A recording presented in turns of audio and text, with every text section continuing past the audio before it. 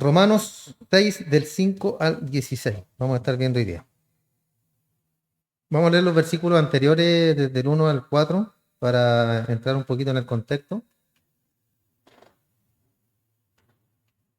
Dice, ¿qué pues diremos? ¿Perseveraremos en el pecado para que la gracia abunde?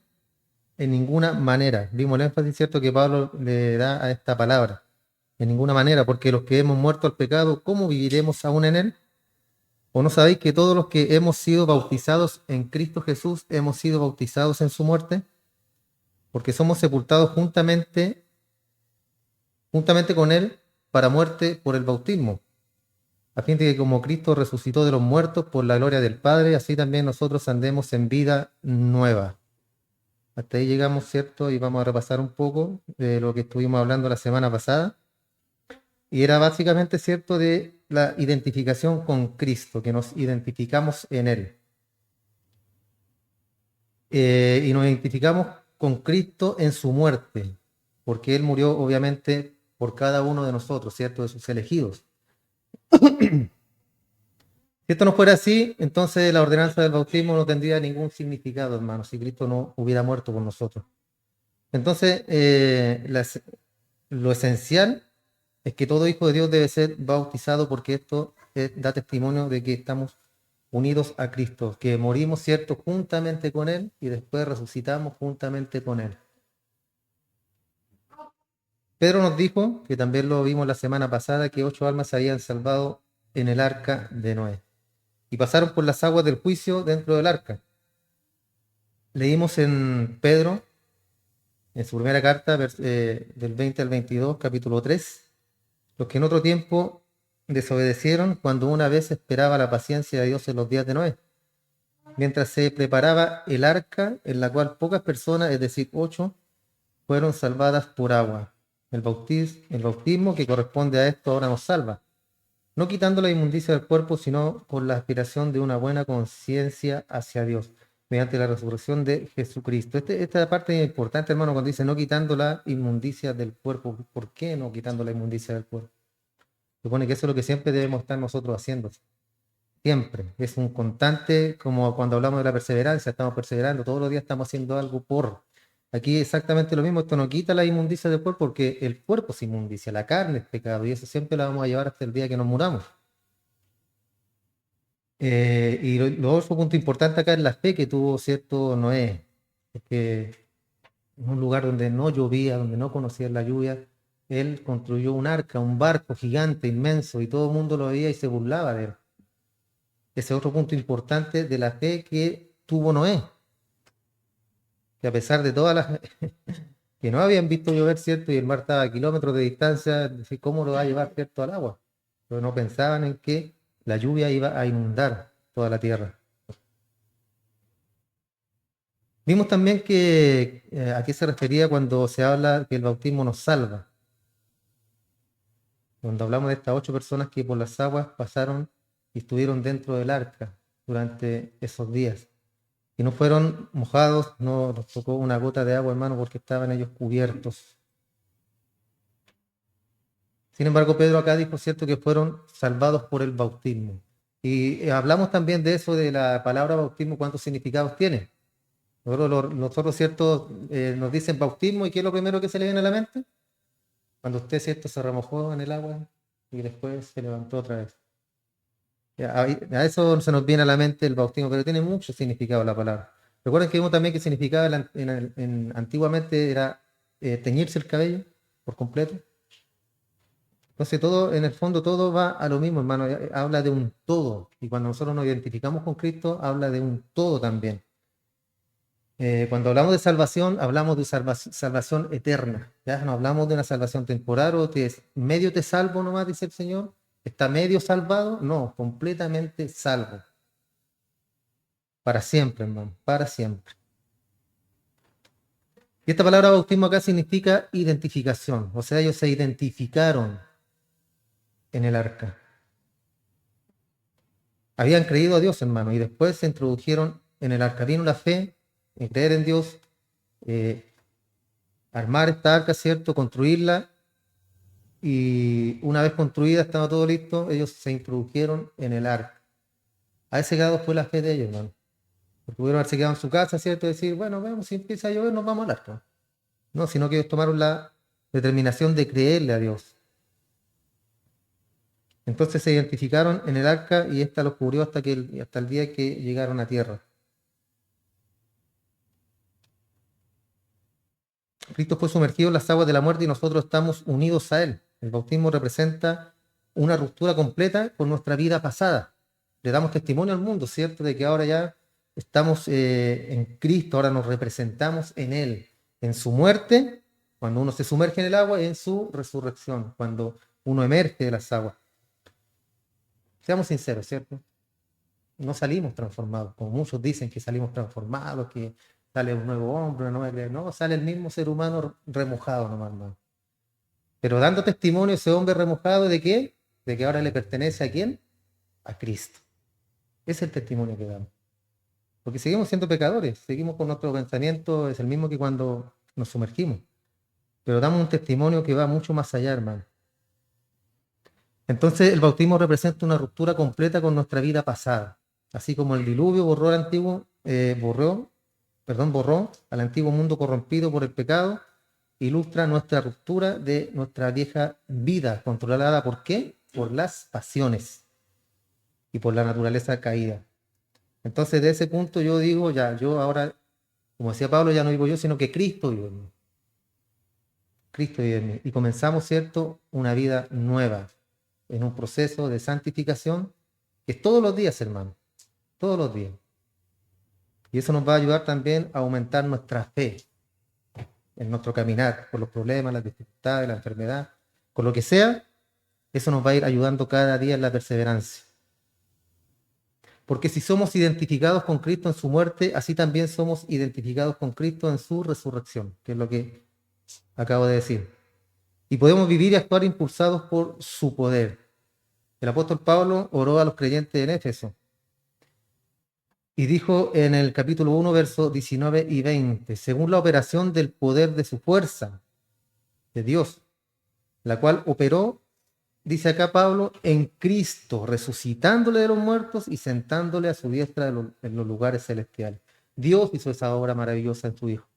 Lo resucitó y lo sentó después a su diestra, según la operación del poder de su fuerza.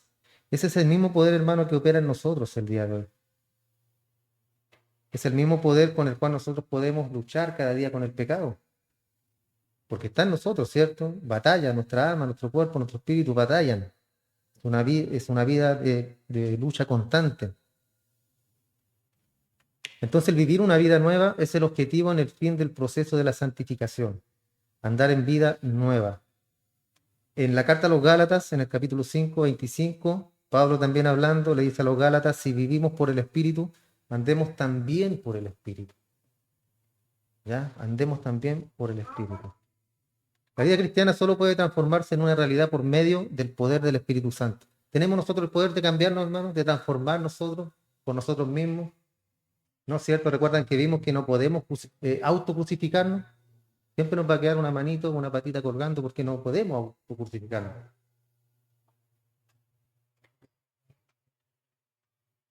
Entonces todo lo logramos, hermano, por medio de la santificación y el poder del Espíritu de Dios. Entonces, habiendo leído esto, hermano, el verso 5 dice, si fuimos plantados juntamente con Él en la semejanza de su muerte, así también lo seremos en la de su resurrección. Y aquí Pablo está mirando hacia atrás en el versículo 2, que también habló algo similar del capítulo este. Y hacía nuestra identificación con Cristo en su muerte y en su resurrección, que es lo que estamos viendo, ¿cierto? El bautismo de agua, que de por sí no podía lograr esta gran realidad espiritual, pero sí nos identificamos cuando hacemos eso con Cristo, nos identificamos con nuestro Señor, que nos salvó. Y en realidad compartimos la vida de Jesucristo así como una rama que es injertada en el árbol completamente, recibe la vida del árbol, ¿cierto? El Señor Jesús dijo, yo soy la vid verdadera. Y después en el siguiente versículo dice, ustedes son los pámpanos. Y el que lleva fruto, ¿por qué va a llevar ese fruto? ¿Por sí mismo? Usted no puede llevar fruto por sí mismo, hermano. Tiene que estar injertado a la vid, a la parra, ahí. Porque si usted no está injertado a la parra o al árbol, no llevará fruto, no puede llevar fruto en sí mismo. Es imposible, hermano.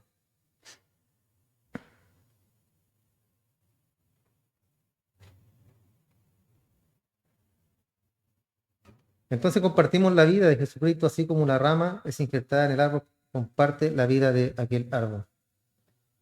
Y la vida de Cristo entonces ahora es la vida nuestra. Estamos representados. Ese es un punto importante, hermano, que nosotros como cristianos debemos comprender, que nosotros estamos identificados ya en Cristo. Estamos en Cristo Jesús. La palabra habla de eso, de estamos en Cristo. Cuando usted comete un pecado, cuando usted comete una falta, que lo va a seguir haciendo, no lo estoy instando, ¿cierto?, a que peque, como decía Pablo, como lo vimos, perseveraremos en el pecado entonces para que la gracia sobreabunde. ¿Y qué dijo Pablo? De ninguna manera. Entonces, cuando se habla del pecado, hermano, muchas veces la gente confunde y dice, entonces, lo que dice Pablo, entonces pequemos. Mientras más pecamos, más gracia va a haber. Pero no se habla de eso, ¿cierto? Sino que el contexto ahí habla de que la ley nos hizo ver cuán pecadores nosotros somos y cuánto abundó la gracia de Dios por medio de esa revelación que nos dio la ley, de cuán pecadores somos nosotros. Entonces nosotros estamos representados en Cristo. Dios nos ve por medio de Jesucristo. Ya no nos ve por lo que somos nosotros. Ya no lo ve, ¿cierto?, directamente a Eliseo, sino que ve a Cristo frente a él. Cristo frente a ustedes. Así nos ve ahora el Señor. Entonces estamos representados por medio de Él. Y eso debe darnos, hermano, una seguridad, que muchas veces los cristianos no la tienen, la seguridad. Y piensan y dicen que hoy día pequé y que yo no sirvo para nada, y si sigo así me voy a ir al infierno, y Dios está enojado conmigo. Una persona que piensa así, hermano, es porque no conoce a Dios. No lo conoce en absoluto. Porque Dios nos da el perdón, lo vamos a estar viendo también, ¿cierto? Él perdonó nuestros pecados, ¿cierto? Pero el pecado tiene una consecuencia. Y esa es la paga del pecado. Pero no es que usted pierda la salvación, usted deje de ser hijo de Dios porque pecó. Eso es imposible. Después en el verso 6 dice, sabiendo esto, que nuestro viejo hombre fue crucificado juntamente con él. Ahí está, ¿eh? El viejo hombre. ¿Cuál viejo hombre? Ese, el antiguo, el antes de Cristo. Porque ahora somos nuevas criaturas. Fue crucificado juntamente con él para que el cuerpo del pecado sea destruido, a fin de que no sirvamos más al pecado. Habla de un servicio al pecado. Antes servíamos al pecado, pero ahora no servimos al pecado. Pecamos, sí, pero no servimos al pecado. Él nos enseñorea de nosotros. Una paráfrasis de este versículo sería, llegando a saber esto, que nuestro viejo hombre, es decir, la naturaleza de Adán, la naturaleza vieja, fue crucificada juntamente con Cristo para que el cuerpo, el cadáver en este caso, del pecado fuera paralizado, cancelado, anulado y dejáramos de ser esclavos del pecado. Ahí se entiende mejor, ¿cierto? Para que el pecado fuera ¿qué? Paralizado. ¿Está ahí el pecado? Sí, está ahí. ¿Está latente? Sí. A cada instante, a cada momento, minuto, segundo, lo que usted quiera, día, mes, año, ahí está el pecado latente. Y fue paralizado para que, para que no fuéramos ya más esclavos. ¿Ya? Porque un esclavo, ¿qué es lo que hace un esclavo? Obedece en todo. Un esclavo no puede decir que no, porque es un esclavo, obvio. Entonces acá es para paralizar y cancelar, anular el pecado y dejar de ser esclavo. ¿Está en operación el pecado en mí? Sí, está en operación. Todos los días, a cada instante, sí, está ahí latente, nada más que no, está paralizado por medio del Espíritu Santo que está en nosotros ahora, hermano. Por eso es que a veces pecamos y caemos en tentación, caemos en cosas, ¿cierto? Pero la diferencia es que ahora nos arrepentimos, nos duele en el corazón y queremos cambiar la situación. Entonces cuando dijo Pablo acá, nuestro viejo hombre, dijo que éramos en Adán culpables y pecadores perdidos, poseídos de una naturaleza que se rebela contra Dios. ¿Recuerdan? El primer Adán. Y este viejo hombre después se contrastó con el nuevo hombre. Y en Efesios capítulo 4, versos 22 y 24, dice también acá Pablo, En cuanto a la pasada manera de vivir, despojaos del viejo hombre, dice. Tu pasada manera de vivir, despójate de ese viejo hombre. Que está, ¿qué cosa? Corrompido, dice. Corrompido conforme a los deseos engañosos y renovados en el espíritu de vuestra mente y vestidos del nuevo hombre. ¿Cómo usted se renueva? ¿Cómo usted renueva el espíritu de vuestra mente? Por medio de la palabra, hermano. Por medio de la escritura, al leer la Biblia, al estudiar la Biblia. Y después dice, vístase del nuevo hombre, creado según Dios en la justicia y santidad de la verdad. Esto se refiere a las obras. Vestirse del nuevo hombre, un hombre renovado.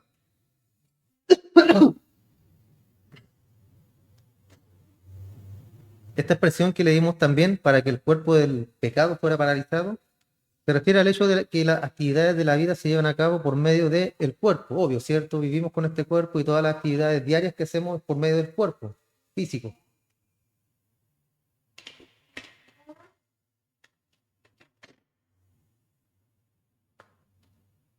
Entonces, este no ha sido destruido porque todavía estamos en el cuerpo, siendo que el viejo hombre fue crucificado, el cuerpo de pecado ha sido puesto fuera de combate. Y eso es lo que estamos haciendo a diario, hermano. Es una lucha, ¿cierto?, constante con el pecado. No me diga que no, que usted tiene controlado, porque nadie tiene controlado el pecado. No se puede controlar. Es difícil, es complicado, pero la diferencia, hermano, como le vuelvo a decir, es que uno ya no es una máquina de pecado. Ya antiguamente no nos dolía, pecábamos, hacíamos cosas que no debíamos y muchas veces hasta nos deleitábamos, nos gozábamos y nos tirábamos flores por lo que habíamos hecho, ¿cierto? Cuando era una atrocidad, por nuestra astucia. Y esa palabra astucia es una palabra, hermano, que denota astucia, pero en maldad. Antes teníamos esa astucia, ¿cierto? Como decía el Chapulín. Pero ahora es diferente, ahora la cosa cambió. Entonces, el viejo hombre fue crucificado, el cuerpo de pecado ha sido puesto fuera de combate. Nosotros no podemos lograr esto porque solamente el Espíritu Santo lo puede hacer. Una persona que no tiene el Espíritu no puede hacer eso, por eso se goza en sus pecados, se deleita en sus pecados. Y eso lo vamos a estar viendo en el capítulo 8, a medida que vamos avanzando. Entonces hay un conflicto entre los malos deseos de la naturaleza física y el espíritu. Siempre va a estar ese conflicto, esa batalla. Y esto por el control del creyente en Cristo. No podemos crucificar al viejo hombre, no tenemos ningún poder. Por eso es una batalla constante. Lo que tenemos que hacer es creer que esto ya ha sido logrado por nosotros. ¿Por medio de quién? Por medio de Cristo. Es la única forma, hermano, la única forma que tenemos de hacer es creer en que esto ha sido logrado por medio de nuestro Señor Jesús.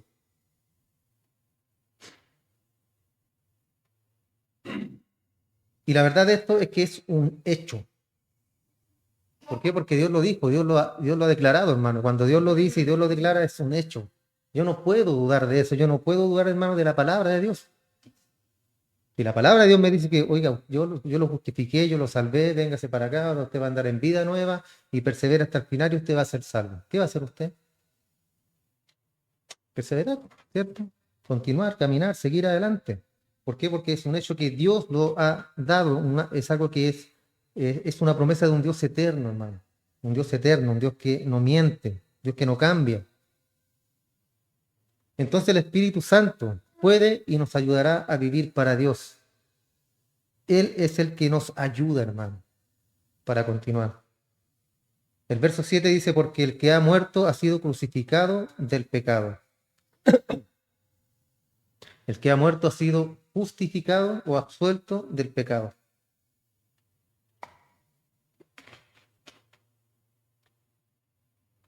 Entonces Cristo no solamente, hermano, murió para pagar la pena, ¿ya? La pena de nuestro pecado, la consecuencia, como lo vimos en el capítulo 3, sino también murió una muerte de juicio por nuestra naturaleza pecaminosa, por nosotros en sí, ¿ya? El pecado trae consecuencias. La paga del pecado es muerte, consecuencia, separación. Hay una diferencia, por tanto, en el ser justificado de la pena de los pecados y el ser justificado del pecado, ya que el pecado trae su consecuencia, pero no nos condena. El pecado trae su consecuencia, pero no nos condena, hermano. Eso tiene que ser clave y tiene que poder usted entenderlo. Porque si fuera así, perderíamos la salvación, como dice el arminianismo, a cada instante. Pequé, pierdo mi salvación. Pequé, vuelvo a perder la salvación. Me arrepiento, la recupero. Y no es así, hermano. No es así, porque Cristo murió también por la pena. Porque Cristo murió, ¿cierto?, por nuestros pecados y la pena del pecado trae su consecuencia, pero no nos trae condenación. Y a menos que esto fuera cierto, el Espíritu Santo, perdón, no podría morar en el creyente ni orar allí, ¿cierto? ¿Por qué? Porque Dios no mora donde hay pecado. Entonces Dios no va a morar en nosotros y por lo que decimos, ¿cierto? Somos pecadores y tenemos pecado. Entonces, ¿cómo el Espíritu Santo mora en nosotros? Por eso, porque Cristo ya pagó, hermano, y estamos justificados en Él. A lo mejor es un poquito complicado de comprender, hermano, pero es lo que la Biblia nos enseña.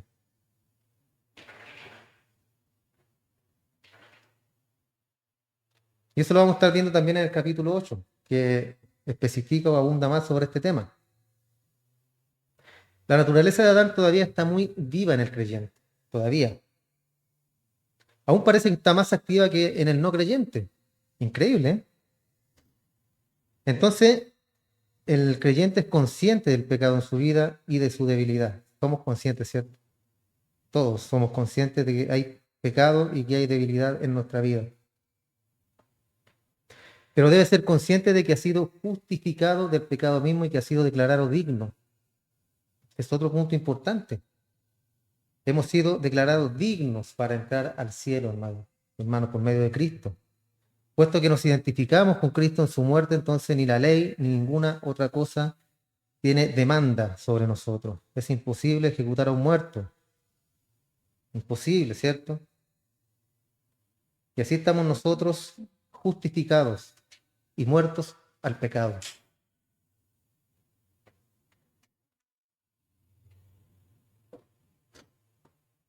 Ni lo alto, ni lo profundo, ni lo largo, ni lo ancho, ni una cosa creada, ¿cierto? Dice Pablo, nos podrá separar del amor de Dios. Nada.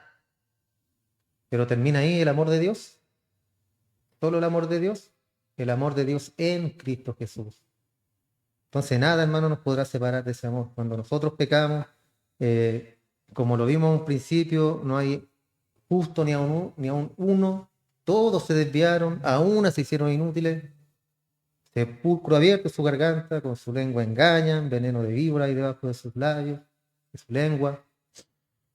Entonces, así estábamos nosotros, hermano. Así éramos. Esos calificativos nos quedaban, pero como anillo al dedo.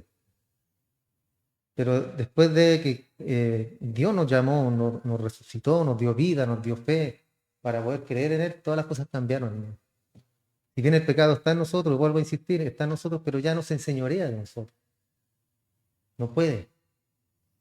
Porque hemos sido muertos al pecado, como dice la palabra. Y si morimos con Cristo, creemos que también viviremos con Él. Verso 8. En vista del hecho de que morimos con Cristo, sigue lógicamente que fuimos resucitados con Él, ¿cierto? Fuimos juntamente crucificados con Cristo y juntamente también resucitados. Compartimos su vida de resurrección. Ahora esto no quiere decir que tendremos que esperar hasta que estemos con Él en el cielo, porque Él está con nosotros. Quiere decir que ahora mismo en nuestra existencia diaria compartimos su vida y afrontamos la muerte física con la certeza de que algún día seremos resucitados. Es solo un paso ese, hermano. Recuerden que muerte significa apartarse, separado de. En este caso, cuando nosotros morimos, estamos separados del cuerpo. Ya el pecado queda en este cuerpo, en la carne, se pudre, se vuelve al polvo y el espíritu regresa con Dios. Eso es lo que pasará cuando nosotros muramos, hermano. Entonces afrontamos la muerte física con la certeza de que algún día seremos resucitados. Esa es la certeza, hermano. ¿Usted tiene esa confianza? ¿Usted piensa y dice, bueno, el día de mañana si muero me voy con mi Señor? o tiene esa duda, que no sabe si para dónde va a partir, si para arriba o para abajo, sabe como que no tiene muy clara la película.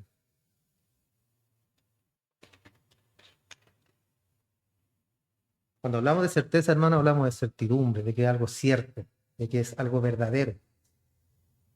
Y si usted ha creído en el Señor por medio de la fe que Él ha puesto en nosotros, el día de mañana despertaremos en el cielo. Tan simple como eso, hermano. ¿Debemos temer a la muerte? No, porque no podemos añadir a nuestra estatura un codo, ¿recuerdan? Nuestros días están contados. Moriremos el día en que el Señor nos quiera en su presencia. Ahí moriremos. ¿Debemos estar preparados? ¿Para qué?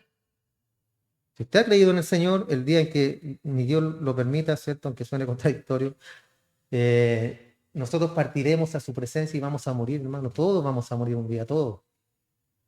Todos. Nadie es eterno en este mundo, nadie, como dice Gali Galiano. Todos un día partiremos, unos a vida eterna y otros a condenación eterna. No hay más que eso. No hay un limbo, no hay un purgatorio. Ahí no van a haber curas, ¿cierto? ¿Quién va a sacar a los del purgatorio cuando todos muramos? Y sabemos que Cristo, habiendo resucitado de los muertos, ya no muere. La muerte no se enseñorea más de él, dice el verso 9. En Apocalipsis, capítulo 1, verso 18, el Señor dijo estas palabras: yo soy el que vivo. Jesús, estuve muerto, pero vivo por los siglos de los siglos. Amén. Fue la única vez que la muerte se enseñoreó de nuestro Señor Jesús, pero no la hará nunca más. ¿Por qué? Porque tenía un propósito todo esto. Vivo por los siglos de los siglos. Amén. Y tengo las llaves de la muerte y del Hades, o del reino de la muerte. Él es el único que dispone. El único. Aquí no es que el diablo metió la cola y choqué. El diablo metió la cola y se murió un familiar. El diablo, hermano, aquí tiene su misión, pero el diablo muchas veces no tiene nada que ver en nuestras decisiones. Muchas veces nosotros hacemos llorar al diablo. ¿Por qué? Porque él dice: qué injusticia más grande. Es culpa de él y me está echando la culpa a mí. Y ora para que Dios me castigue.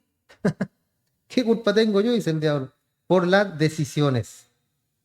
Entonces estas fueron las palabras de Cristo, hermano. Un pensamiento solemne que la muerte una vez tuvo cautivo al príncipe de la vida. Una sola vez, por una sola vez, cautivo.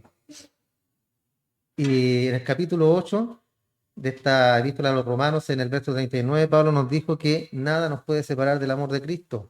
Lo que acabamos de leer, o sea, de citar, la resurrección le abrió a Cristo la puerta de la eternidad. Y era lo mismo para aquellos que confían en Él. Era exactamente lo mismo para los que hemos confiado, hermano. Después continúa diciendo: en cuanto murió al pecado, murió una vez por todas. Pero cuanto vive, para Dios vive. Pablo no está declarando aquí en este versículo que Cristo murió por el pecado. Ya hemos visto ese tema. Está discutiendo en esta sección el hecho de que Cristo murió respecto al pecado. Murió una muerte de juicio por la naturaleza pecaminosa del hombre. Y Él llegó a ser en la cruz lo que nosotros somos, a fin de que nosotros pudiéramos ser en lo que Él es. O sea, representativos en Él. Cristo se puso en nuestro lugar y nosotros nos pusimos en el lugar de Cristo gracias a su muerte, a su sacrificio. Cristo murió una sola vez, pero vive por siempre. Y vive para interceder por aquellos que le pertenecen. Y debido a ese hecho es que Él nos puede salvar perpetuamente, como dice Hebreos. Nos salva perpetuamente. ¿Qué significa perpetuo? Para siempre. No tiene un final esa salvación. Está siempre ahí, siempre latente. Después continúa Pablo, dice en el 11: así también vosotros considerados muertos al pecado. Considérate muerto al pecado, pero vivo para Dios, en unión con Cristo Jesús, Señor nuestro. Entonces debemos considerar, hermano, que nuestra naturaleza hace 2000 años ya fue crucificada, fue muerta, nuestra vieja naturaleza, nuestro viejo hombre, y se quedó en aquella tumba, en la misma tumba donde Cristo fue sepultado. Pero cuando Cristo resucitó, ¿qué pasó? resucitamos también nosotros, hermano, juntamente con Él, de entre los muertos. La moralidad digo, natural del mundo, enseña al hombre a esforzarse para hacer lo que debe ser, ¿cierto? Eso nos enseña la moralidad. Esfuérzate para que puedas hacer lo que quieras hacer. El método de Dios, en cambio, consiste en lograr por la obra del Espíritu que el creyente llegue a hacer en la práctica lo que ya es espiritualmente en Cristo. Porque nos pone en una posición, ¿cierto? La salvación. Ya nos pone en la misma posición de Cristo, pero no actuamos como Cristo, ¿cierto? No actuamos como Él. Pero el Espíritu Santo es que nos va a llevar, o el que nos debe llevar a la práctica para que nosotros podamos actuar como Cristo. Ese es el punto. Por eso hablamos siempre de la perseverancia, hermano, porque esto no es automático, no es que usted se bautizó y salió santo y ya no peca más, sino que es un proceso de santificación. Después que dice esto, Pablo, así también vosotros considerados muertos al pecado, pero vivos para Dios, en unión con Cristo Jesús, Señor nuestro. No reine pues el pecado en vuestro cuerpo mortal, de modo que lo obedezcáis en sus deseos. Aquí habla del reinado, del pecado, que no reine el pecado, o sea, que no esté por sobre ti el pecado, en vuestro cuerpo mortal, que no reine en nuestro cuerpo. De tal forma, ¿cierto?, que obedezcamos al pecado en sus deseos. Y estamos en el cuerpo, aunque no debemos vivir según sus inclinaciones. La batalla, ¿cierto? La batalla a diario. A diario, la batalla. No estamos completamente emancipados, pues aquí tenemos una amonestación contra el permitir que el pecado gobierne en nuestros cuerpos mortales. Vuelvo a insistir, hermano, el pecado nos fue arrancado de nosotros. No es que ya, porque la lógica sería, ¿cierto?, de que en mí fue arrancado el pecado para que el Espíritu Santo pudiera morar en mí. Porque de lo contrario, como lo vimos delante, no podría morar ya que hay pecado en mi cuerpo. Entonces, no se trata de eso, no, sino que está ahí, pero como dice, lo leímos recién, que no reine en vuestro cuerpo mortal y que no le obedezcan a sus deseos, que es la lucha constante, que es la batalla que tenemos a diario con el pecado. Estamos muertos al pecado, pero el pecado no está muerto en nosotros. Esa es la diferencia. Estamos nosotros muertos al pecado. Por eso el Espíritu mora en nosotros. Y lo que dice acá es cierto, porque habla de la amonestación contra el permitir que el pecado gobierne en nuestros cuerpos mortales, porque obviamente el pecado está en mí. Pablo lo decía, ¿cierto? Y con agonía decía, ¿quién me librará de este cuerpo de muerte? ¿Quién? ¿Por qué? Porque Pablo ya está hastiado, hermano. El pecado muchas veces hastía, ¿cierto? Porque hay cosas que no quiero hacer y las hago. Muchas veces cosas que no deseo hacerlas, pero en el fondo la hago igual, caigo en el pecado, caigo en la tentación. Y Pablo decía eso, ¿quién me librará de este cuerpo de muerte? Dios, el Espíritu. ¿Por qué? Porque, hermano, aunque pequemos, siempre podemos luchar, siempre hay una batalla. ¿Y cuáles son cómo yo puedo luchar contra eso? Reprendiendo al diablo, atándolo y mandándolo de vuelta al infierno, salpicarlo con agua bendita para que se queme. La palabra nos entrega que tenemos armas, ¿cierto? Armas. Nos muestra como militares. Y tenemos, ¿cierto?, la espada. Tenemos el yelmo de la salvación, la espada de la palabra de Dios. Tenemos la armadura completa que Él nos entrega para nosotros poder luchar y poder pelear contra el pecado.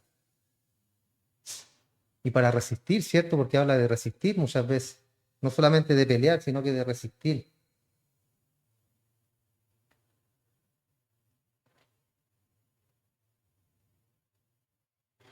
Ahora nuestros cuerpos son mortales porque están sujetos obviamente a la muerte física. Un día todos moriremos. Y el pecado es como un dictador que está listo para tomar y asumir el mando en cualquier momento. Ahora, no todos los deseos del cuerpo son en principio malos o perjudiciales, pero una vez que la naturaleza viciada por el pecado toma el control de nuestra vida, esos deseos que en un principio eran legítimos o necesidades normales se transforman en apetitos desordenados de placeres deshonestos, viles y malos. Pablo lo dice en Corintios, le dijo esto a los Corintios en el capítulo 6, verso 12: todas las cosas me son lícitas, mas yo no me dejaré dominar de ninguna. A eso se refiere este comentario. Todo me es lícito, pero yo no me dejaré dominar de ninguna.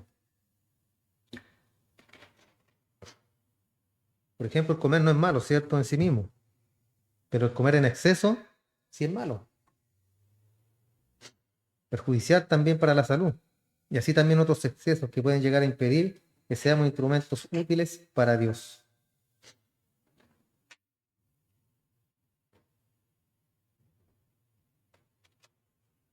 Ahora vamos a tocar el punto, hermano, de la santificación de la vida práctica, que es lo que continúa en el verso 13. Hemos visto ya la santificación como una posición del creyente. ¿Recuerdan? La santificación nos posiciona como santos. Ahora debemos saber el método de Dios para convertir un pecador en ese tipo de persona que Dios quiere que sea. Porque Dios pone, nos salva, ¿cierto? Pone el Espíritu en nosotros y hay un proceso en el que debemos convertirnos en aquellos creyentes, aquellos cristianos que Dios quiere que seamos. ¿Ya? No es que yo creo que debo ser. Mientras que la justificación simplemente le declara justo, habiendo sido removida la culpa del pecado, ello no le cambia su vida en este mundo, ¿cierto? Yo hermano, siempre me he caracterizado por no ser así tan sentimentaloide, como tan llorón, así como que me afectan mucho las cosas. Y en el cristianismo a mí me pasó exactamente lo mismo. Mi llamado con el Señor no fue así como yo lo vi en muchos de ustedes que pasaron un día, no sé, al altar y lloraron y lloraban y lloraban, y yo no sé por qué lloraban tanto. Mi encuentro con Dios no fue así. Yo respeto, está bien, ¿cierto? Si somos personas llenas de emociones, pero en mi caso no fue así en la práctica, sino que fue diferente. Pero no por eso, ¿cierto? No voy a ser hijo de Dios, o no estoy siendo, Dios no está tratando conmigo, o no está cada día trabajando en mis defectos, en lo que yo debo cambiar.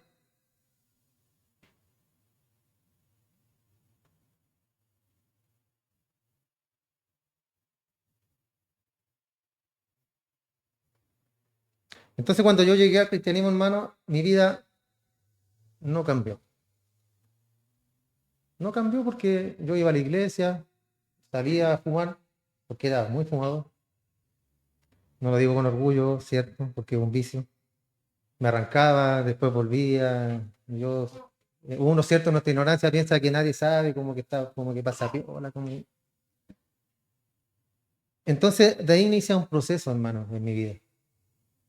A mí nadie me obligó y nadie me dijo, no, es que tienes que dejar el cigarro, es que no se puede. Te vas a ir al infierno por fumar. Fue algo fue un trato que Dios hizo conmigo. Y lo fue haciendo poco a poco, porque hasta el día de hoy, hermano, yo tengo cosas que sé que debo cambiar, así como nosotros también, muchos de nosotros tenemos cosas que debemos cambiar todavía, y batallamos y luchamos con nuestros pecados, con nuestra mente, con nuestros pensamientos, con las cosas que tenemos dentro de nosotros, y batallamos. Pero es un proceso, hermano, que va a durar hasta que nosotros muramos. Entonces, una vez que somos justificados, simplemente Él nos declara justos ante Él. Y de ahí empieza a pulirnos. De ahí empieza a tratar con nuestro carácter. Y si era muy llorón, ya que no sea muy llorón. Ya tiene que ser, ¿cierto?, más firme. Una persona que, si el Señor dice que va a estar con Él todos los días hasta el fin de los tiempos, hasta el fin del mundo, ¿qué tengo que hacer yo? Creer eso, creerlo. Que si yo no siento al Señor, Dios me abandonó, Dios ya no está ahí, ¿no? Él está ahí. Soy yo el que me alejo de él, soy yo el que dejo de orar, dejo de tener esa comunión con el Señor. Soy yo, hermano, yo el problema. Usted es el problema, no Dios, no nuestro Señor. Entonces la justificación le da una nueva naturaleza, hermano. Nueva naturaleza, la cual, cierto, ahora puede obedecer a Dios. Ahora sí podemos. Y el pecador tiene que ser consciente que se identifica con Cristo muriendo con Él y resucitando con Él. Dios quiere que viva bajo el poder del Espíritu Santo. Eso es lo que Dios quiere de nosotros, que vivamos bajo su poder. Porque el creyente está vitalmente unido a Cristo que vive y debe ser considerado un hecho y contar con esa realidad. Es una realidad, hermano. Cristo es una realidad. Desde el momento que yo me levanto, abro mis ojos, Cristo es una realidad. Cristo está ahí. Está esperando, ¿cierto?, en que nosotros nos comuniquemos con Él, en que nosotros queramos tener esa comunión, porque Él siempre está ahí. La línea directa, ¿cierto? Línea 800, ahí usted levanta y el Señor está ahí esperando que usted hable, que usted le abra su corazón, que usted converse con Él, que usted le cuente sus penas, que usted le cuente sus necesidades, aunque Él las sepa. Pablo dice que hay que orar con oración y súplica. Y usted sabe lo que es súplica, ¿cierto? Es una repetición constante. Así debemos orar. Suplicarle a Dios que nos ayude, suplicarle a Dios que aumente nuestra fe. Lo principal, hermano.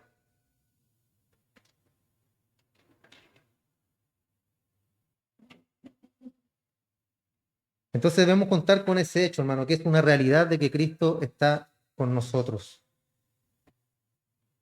Y es que Dios nos ha salvado por medio de la fe. Y entonces tenemos que vivir por esa fe. Aumentanos la fe, ¿se recuerdan? Los discípulos le decían al Señor Jesús: Señor, aumentanos nuestra fe, aumentanos nuestra fe.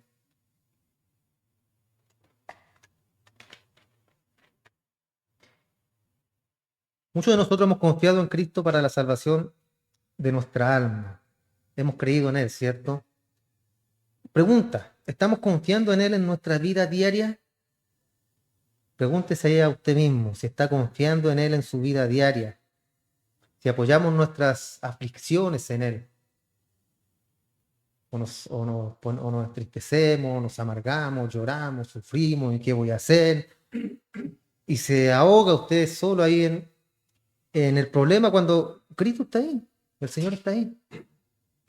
¿Por qué debemos de ahogarnos, hermanos, si Él dijo que iba a estar con nosotros, que nos iba a proveer, nos iba a dar? Así que llegamos a un aspecto muy práctico. Debemos entregarnos o presentarnos ante Dios. Eso es lo práctico. Presentarse ante nuestro Padre, hermano. Verso 13. Ni tampoco presentéis vuestros miembros al pecado como instrumento para hacer el mal, sino presentaos vosotros mismos a Dios como vivos de entre los muertos, y vuestros miembros a Dios como instrumentos de justicia. Y esta palabra presentar se encuentra también en el capítulo 12, en el verso 1, exhortándonos a una entrega a Dios para servirle. Entrega a Dios completa. Estamos hablando acá de Dios haciendo un llamamiento, un llamado a la voluntad del hombre. Debemos presentar los miembros de nuestros cuerpos a Cristo.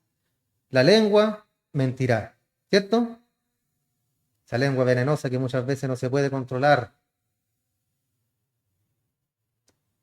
Y esa lengua mentirá y se meterá en cosas donde no debería andar metida esa lengüita. ¿Qué se ríe? Pero esa lengua mentirá, hermano, a menos que sea presentada ante nuestro Dios. ¿Cierto? Presentar nuestros miembros al Señor. Señor, yo tengo ciertos problemas con tal y tal cosa. Preséntelo, vaya. Entonces la lengua mentirá a menos que la sea presentada a Él. Alguien dirá: ¿y qué si no sentimos que estamos muertos al pecado? Es lo que hablábamos estos días atrás, ¿cierto? El que yo no me siento que Dios esté ahí, no me siento salvo, no sé si seré realmente salvo. Es porque usted está dudando, porque usted no tiene la certeza de su salvación. ¿Qué es lo que debemos hacer? Creerle a Dios. Tan simple y fácil como eso, hermano, creerle a Dios. Dios te salvó, te tiene en este lugar el día de hoy por su gracia, por su amor y por su misericordia. ¿Qué es lo que debo hacer yo? Creer. Amén. Así es. La idea de la vida rendida o entregada a Dios no excita mucho, ¿cierto?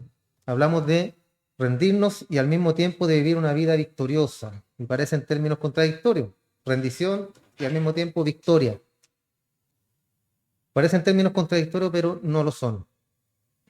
Y el motivo por el cual la mayoría de nosotros nos encontramos con problemas es que no presentamos nos presentamos, perdón, a la vieja naturaleza en lugar de presentarnos a Dios. O sea, queremos solucionar los problemas por nosotros mismos. Queremos ser nosotros autosuficientes. Cuando tenemos un Dios poderoso, el cual nos puede ayudar en nuestra debilidad o en nuestra necesidad. Pero por un acto de la voluntad podemos presentarnos ante Dios para hacer su voluntad, hermano, a través de la nueva naturaleza espiritual. Cuando tenemos la nueva naturaleza espiritual, hermano, nos lleva a eso. Siempre te va a llevar a Dios, siempre te va a llevar a Cristo, siempre te va a llevar a la oración, a la palabra, siempre. Problema, dificultad, enfermedad, te va a llevar a la comunión con Cristo, te va a llevar a acercarte a Él. No te va a alejar. No te vas a enojar con Dios porque estás enfermo. No te vas a enojar con Dios porque pasó algo en tu vida, obviamente que no querías que pasara, un inconveniente, un problema, lo que sea. No nos vamos a enojar con Dios, hermano. Un verdadero creyente no hace eso, al contrario, se apega más a Cristo, se apega más al Señor, se apega más a la oración, se apega más a la Escritura. Ahí es donde encontramos la sabiduría, hermano, y el consuelo de nuestro Dios.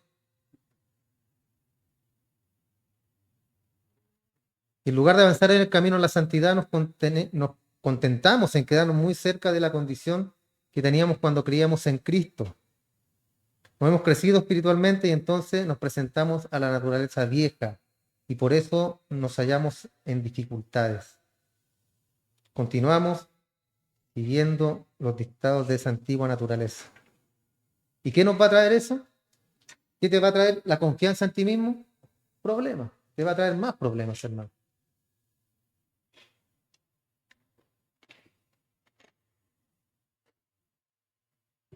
Entonces, aunque no nos libremos, hermano, de esa vieja naturaleza, mientras vivamos, se nos dice ahora que nos presentemos a Dios, así como en un tiempo nos entregamos al pecado, ahora se nos pide que nos entreguemos a Dios, como dice aquí, como vivos de entre los muertos.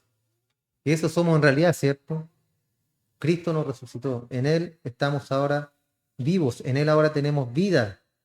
Estábamos entre los muertos, hablando, ¿cierto?, del mundo, nos trajo Él a su presencia y nos dio vida juntamente con Cristo. Por gracia soy salvos, por gracia.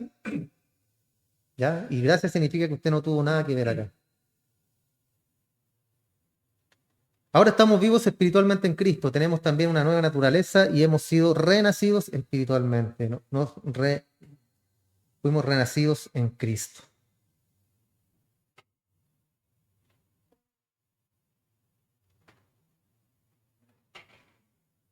Y esta frase que nos invita a presentar nuestros miembros a Dios como instrumento de justicia, se refiere, ¿cierto?, a aquello que es específico y particular. Yo sé cuál es mi problema, el área sensible o problemática de mi vida. Yo sé cuál es ese punto en mi vida. Usted también sabe cuál es su problema personal. Y sea cual fuere ese problema específico, presénteselo a Dios, hermano.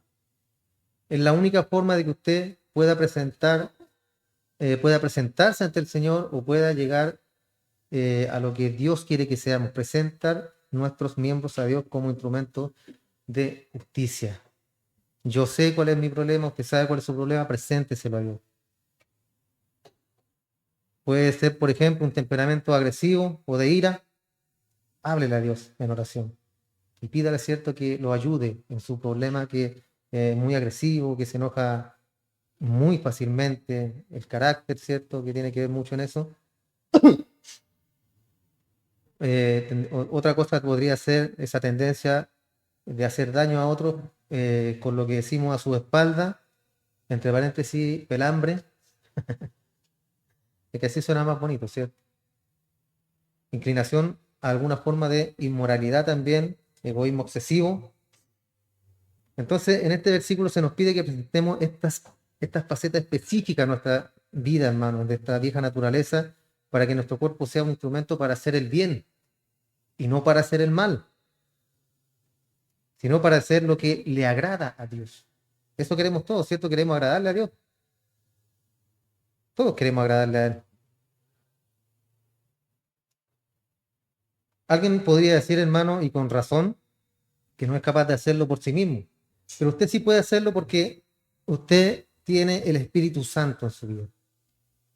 En el mundo podría decir, no puedo, a mí me gusta pelar. Me gusta el pelambre, me gusta el cagüín, me gusta poner mal a uno con el otro. Y que si alguien me enfrenta, yo me le enfrento porque yo soy así, soy airado y vamos. En el mundo, ¿cierto? Podríamos aceptarlo. No pueden, ya no pueden. Pero nosotros podemos. Tenemos el poder del Espíritu Santo en nosotros. Podemos hacerlo. ¿Le va a costar? Sí, le va a costar. ¿Es imposible? No es imposible. ¿Ustedes saben por qué Cristo se le apareció a una mujer primero cuando resucitó? Porque quería que todos se enteraran rápido. Es un chiste, es fome, sí. Aparte le dijo, no le cuente a nadie.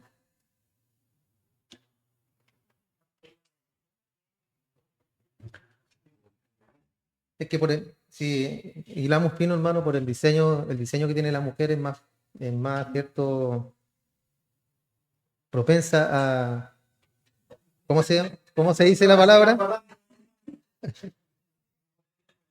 Espérate, se me perdió la,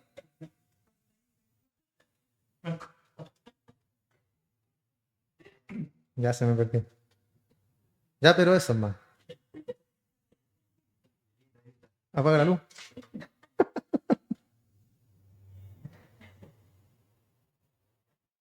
Ah, acá está.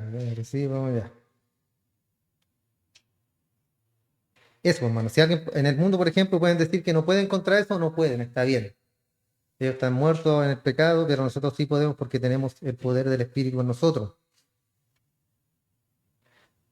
Y ahora vemos el asunto de la santificación práctica. ¿Cuál es nuestra respuesta a la posición gloriosa que tenemos en Cristo? Verso 14. El pecado no tendrá poder sobre vosotros, pues no estáis bajo la ley, sino bajo la gracia. No estamos bajo la ley, sino que estamos ahora bajo la gracia. Este versículo simplemente quiere decir que la ley fue dada para dominar su vieja naturaleza. Como creyente, usted no debe vivir de acuerdo a esa vieja naturaleza. ¿Estamos de acuerdo en eso? ¿Por qué? Porque tenemos una nueva y debe presentarse o entregarse a Dios, lo cual entraña un verdadero privilegio. No es la intención de Dios que el pecado gobierne en el creyente, aunque está. Esto no logra, esto no logra, bien digo, no se logra poniendo nuevamente bajo algún principio legal o de la ley.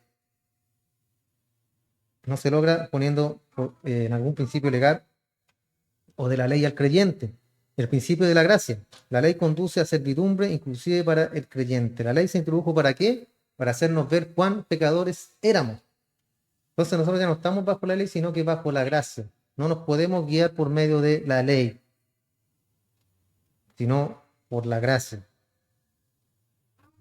Después Pablo dice que pues pecaremos porque no estamos bajo la ley, sino bajo la gracia. Es como lo lógico, ¿cierto? Pablo siempre se está adelantando y está haciendo como un monólogo acá y después que dice, el pecado no tendrá poder entre vosotros, pues no estáis bajo la ley, sino bajo la gracia. Entonces Pablo se adelanta y dice, entonces, ¿qué pues diremos? Entonces ustedes me van a decir, pecaremos porque no estamos bajo la ley, sino que estamos bajo la gracia.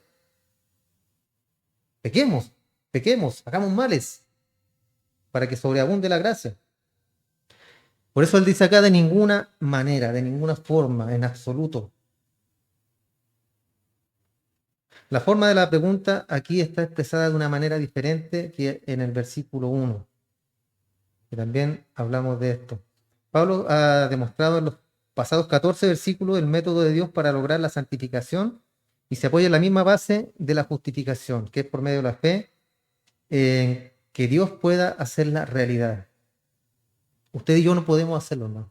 No podemos hacerlo. Cuando aprendamos que por nosotros mismos no podemos vivir la vida cristiana, hemos asimilado una gran lección. Eso usted debe tenerlo más que claro, hermano, que usted, por medio suyo, de sus fuerzas, usted no puede vivir una vida cristiana, hermano. Por medio de sus fuerzas.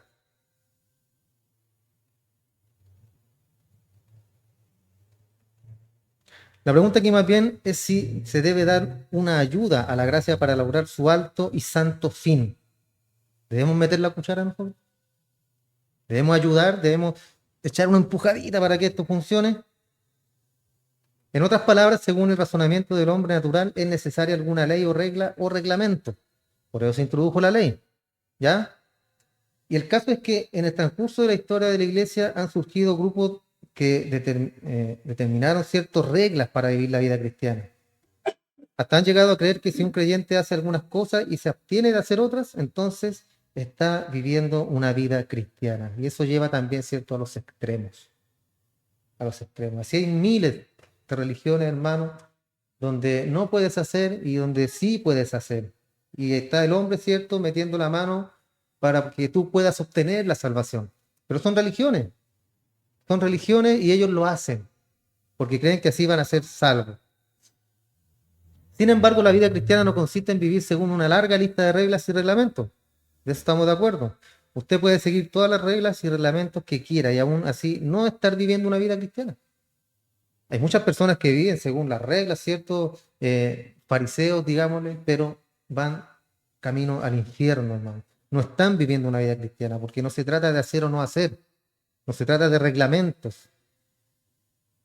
¿Cómo se vive entonces la vida cristiana?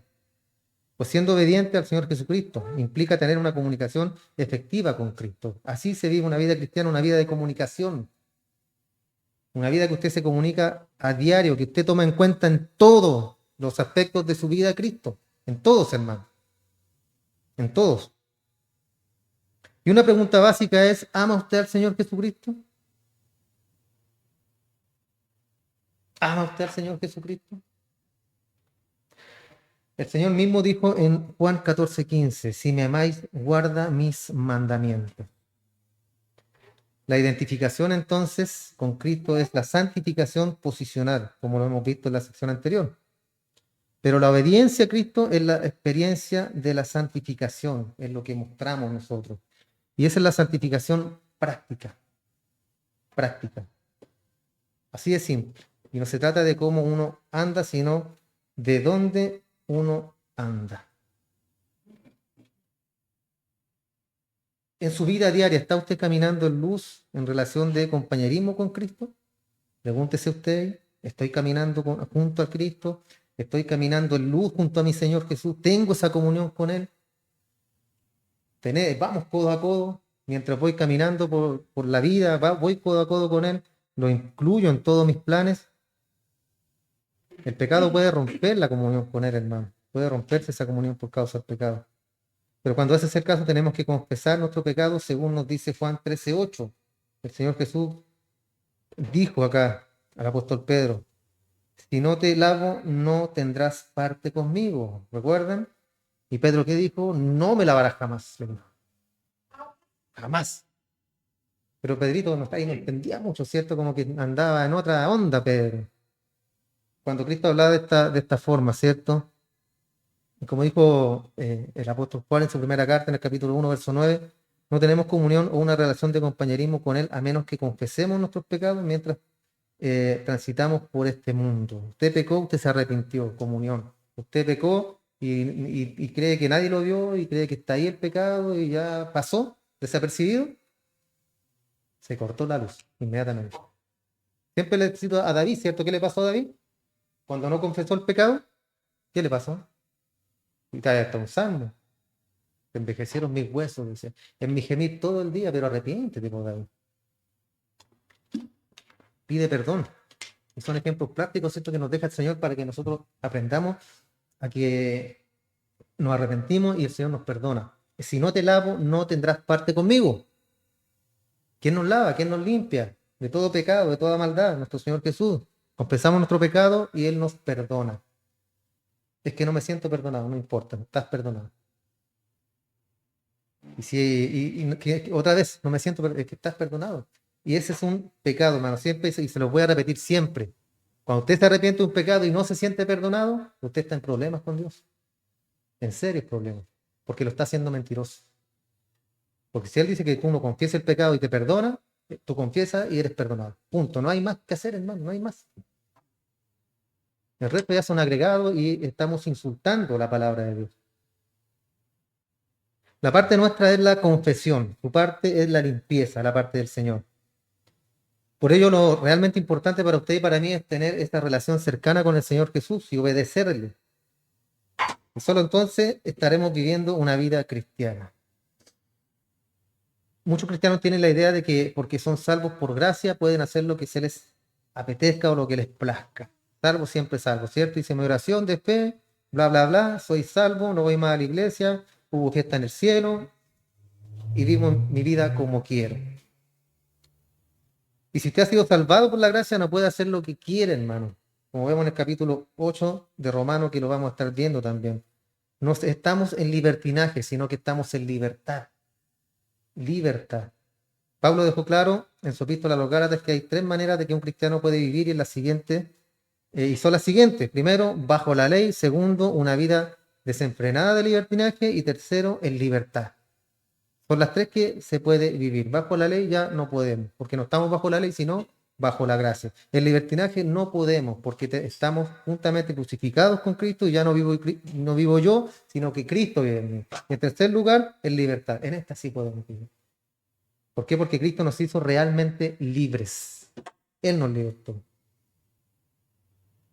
Todo el mundo tiene algún principio por el cual vive, no importa quién sea usted, si usted está intentando vivir por alguna ley o norma. Está viviendo apoyado en su naturaleza vieja. Si nosotros queremos vivir por medio de dogmas o normas, hermanos, estamos viviendo en la carne. El vivir por alguna ley es extremo. Ahora, otro extremo, contra el cual Pablo advirtió, es el libertinaje. Si usted es hijo de Dios, no puede hacer lo que le venga en gana, sino que tiene que hacer lo que le agrada al Señor. Recuerden que ahora somos esclavos, pero somos esclavos por amor. Debe presentarse a Él y serle obediente. Y ese es el aspecto práctico de la santidad. Y el verso 16, hermano, para terminar. ¿No sabéis que si os sometéis a alguien como esclavos para obedecerlo, sois esclavos de aquel a quien obedecéis? Sea el pecado, lo cual lleva a la muerte, o sea la obediencia a Dios, lo cual lleva a una vida justa. Fíjense que dice acá, no sabéis que si os sometéis, es como un acto de que yo quiero hacerlo. Yo quiero someterme a qué, en este caso, esclavo para obediencia, esclavo para obedecerlo, soy esclavo de aquel a quien obedecéis. Aquí está hablando, ¿cierto?, del pecado. Si yo me someto al pecado y dejo que el pecado me lleve, él se va a enseñorear y yo estoy hablando de ser un esclavo. Voy a tener que cumplir todo lo que el pecado quiere que yo haga. Y toda persona está en una relación de servidumbre o de sujeción con respecto a alguien o con respecto a algo. Pablo dijo que nuestro amo y Señor es aquel a quien obedecemos. ¿A quién estamos obedeciendo nosotros? A quien estemos obedeciendo, Él es nuestro amo. A quien nosotros estemos obedeciendo. Si usted obedece a su tendencia al pecado, entonces el pecado es su Señor. Y si deja que su vida esté controlada por el pecado, entonces usted no puede decir que Cristo es su Señor, cuando en realidad no lo es. ¿Por qué? Porque está siendo gobernado por el pecado. Porque el Señor le trae a usted a una vida de libertad. ¿Qué dijo Juan? En Juan 8:36. Si el Hijo libertare, seréis verdaderamente libres. ¿La gente de fuera vive en el mundo libre? Sí, libre, libertad, pero no son verdaderamente libres porque el Hijo de Dios no los ha libertado de la muerte, del pecado. Y nos hizo libres, ¿pero para qué?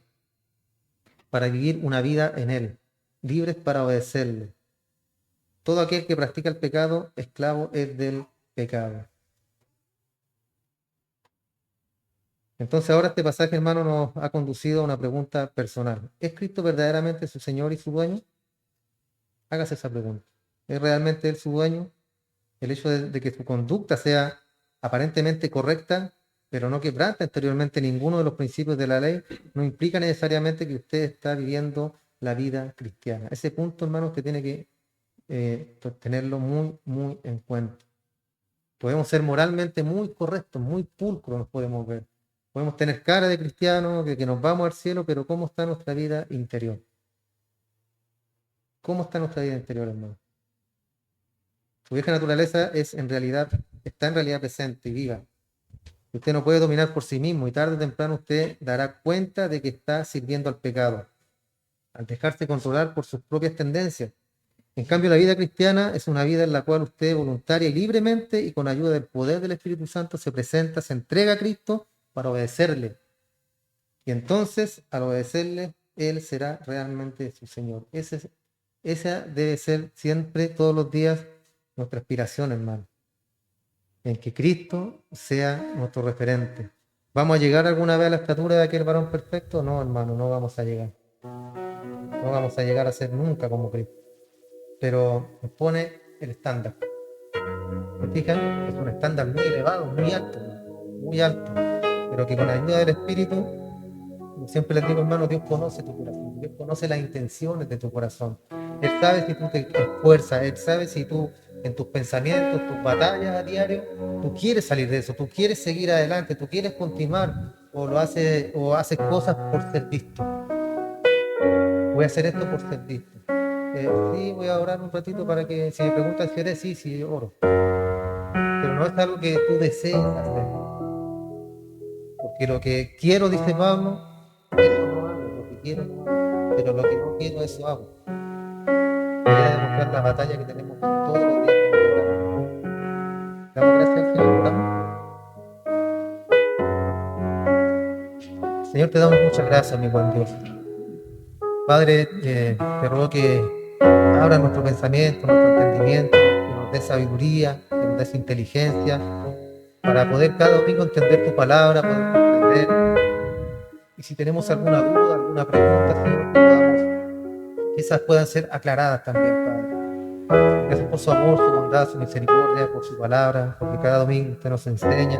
En este caso, Señor, nos está mostrando, nos está hablando acerca del pecado, nos está hablando acerca de la santificación, de la justificación y de nuestra próxima redención, Padre, lo cual es muy importante en la vida del creyente. Nos muestra también que no tenemos parte en la salvación, nos muestra también que todo esto es por gracia, Señor. Todo es por su gracia, por su amor y por su misericordia. Bendiga a cada uno de mis hermanos que han llegado el día de hoy, los que nos ven por internet también, Padre. Vaya una bendición para cada uno de ellos. Y le damos muchas gracias por todo lo que ha hecho, Padre, por tenernos en pie, por tenernos en este lugar donde poder congregarnos y por el lugar en que el día de mañana nos pondrá, mi Señor, cuando tengamos que abandonar este sitio. Muchas gracias, confiamos en usted, en su palabra, en que usted es fiel, verdadero y que no nos dejará, que no nos desamparará. En el nombre de Jesús te entregamos esta palabra, Señor. Amén. Gracias.